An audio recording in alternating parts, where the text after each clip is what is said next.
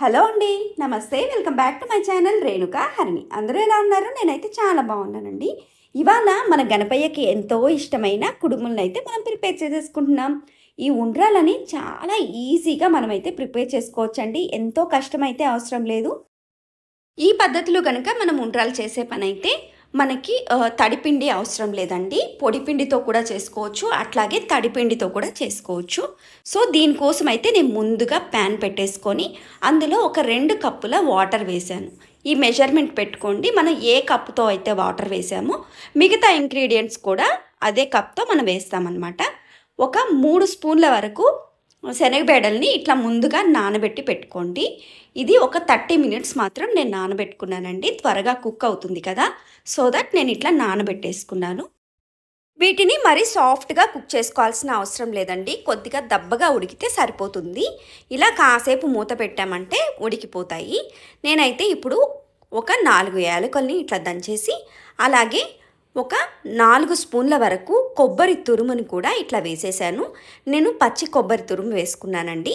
ఇట్లా వేసేసి ఒక్కసారి అట్లా కలిపేసుకోండి. ఇప్పుడైతే మనం బెల్లం యాడ్ చేద్దాము. మనం ఏ కప్పుతో అయితే వాటర్ తీసుకున్నామో సేమ్ అదే కప్పుతో 3/4 కప్పు వరకు బెల్లం తీసుకున్నాను. ఈ బెల్లాన్ని కూడా ఇందులో వేసేసి కరిగించేసుకోవాలి. ఈ ఉండ్రాళ్ళకి మనకి ఎక్కువగా పాకంలాగా అవసరం లేదండి. జస్ట్ కరిగించుకుంటే సరిపోతుంది. కాసేపు మూత పెట్టామంటే పూర్తిగా కరిగిపోతుంది అన్నమాట.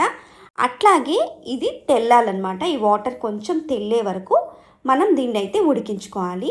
ఇప్పుడు మూత తీసి చూసాను చూడండి, ఇట్లా తెల్లాలన్నమాట. ఇప్పుడు మనం స్టవ్ ఆఫ్ చేసేసుకోవచ్చు. నేనైతే స్టవ్ ఆఫ్ చేసేసుకొని ఇందులో పిండి మిక్స్ చేసేస్తాను. స్టవ్ ఆఫ్ చేశాక కొద్దిగా పిండి వేసుకుంటూ మనం మిక్స్ చేసుకోవాలి.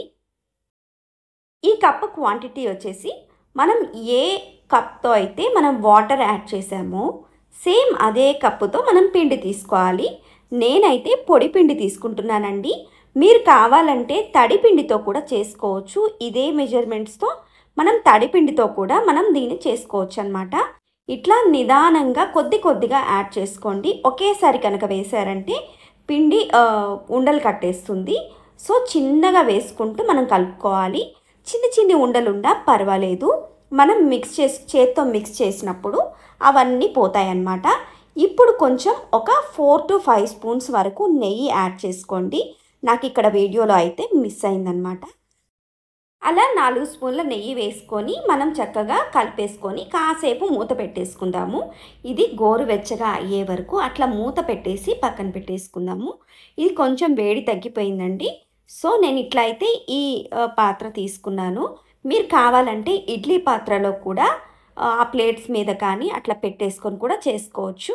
ఇప్పుడు కొద్దిగా చేతికి నెయ్యి అప్లై చేసుకొని ఈ పిండినంతా ఒక్కసారి బాగా మిక్స్ చేసేసుకుంటున్నాను. మనకి దగ్గరగా సాఫ్ట్గా అయ్యే వరకు ఎటువంటి ఉండలు లేకుండా చక్కగా మిక్స్ చేసేసుకోవాలండి.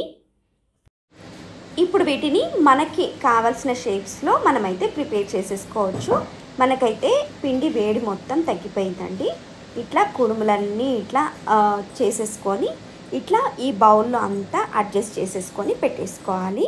మేమైతే ఇట్లా అన్నీ ప్రిపేర్ చేసి పెట్టేసుకున్నాము.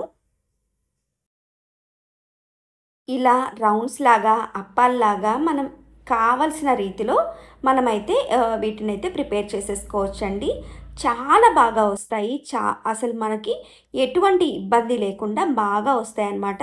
ఈజీగా కూడా అయిపోతాయి. అలాగే టేస్ట్ కూడా చాలా బాగుంటుంది.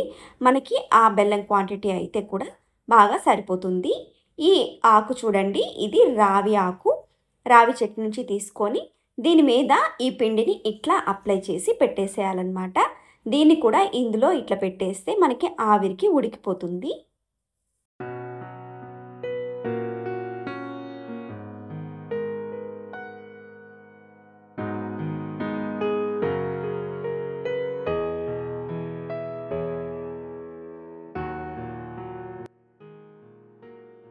ఇలా అప్పాల్లాగా మనకి నచ్చిన షేప్స్లో మనమైతే ప్రిపేర్ చేసేసుకోవచ్చు. ఇట్లా అన్నీ ప్రిపేర్ చేసి పెట్టేసుకున్నామండి.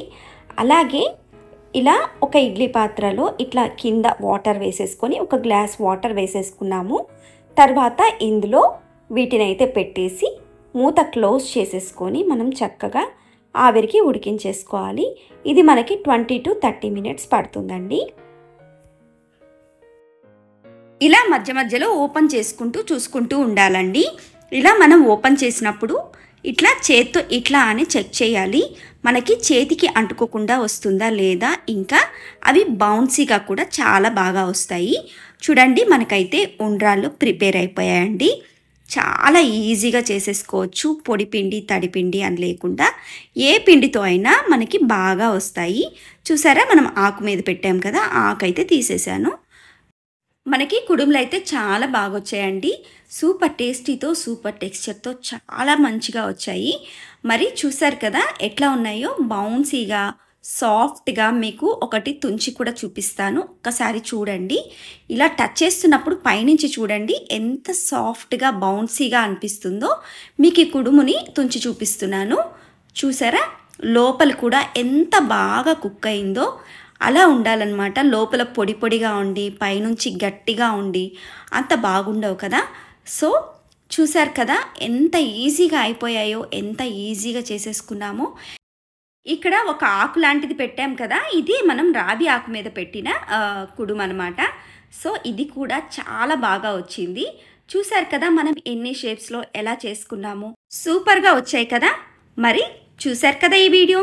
ఈ రెసిపీ కనుక మీకు నచ్చినట్లయితే లైక్ చేయండి, షేర్ చేయండి, కామెంట్ చేయండి. అలాగే కొత్తగా చూసిన వాళ్ళు ఎవరైనా ఉంటే ప్లీజ్ అండి సబ్స్క్రైబ్ చేసుకోండి. Thank you so much.